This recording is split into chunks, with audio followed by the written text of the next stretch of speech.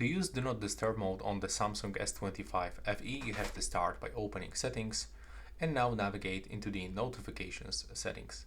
The Do Not Disturb mode is available just over here, and before you start using this one, so we can just quickly turn it on here until you turn it off for a specific amount of time or until 6 a.m. But before you start using this one, you can actually set up some things like calls and messages.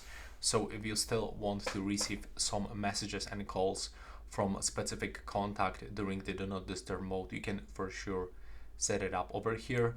Or for example, you can allow calls when they are received from the same phone number more than once within the 15 minutes.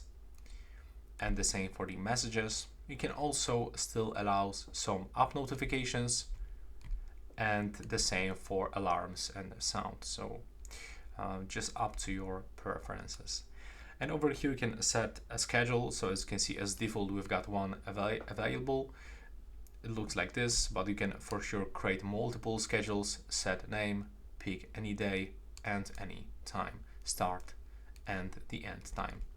And also for how long, basically you can select until I turn it off, and now you can mark this switcher.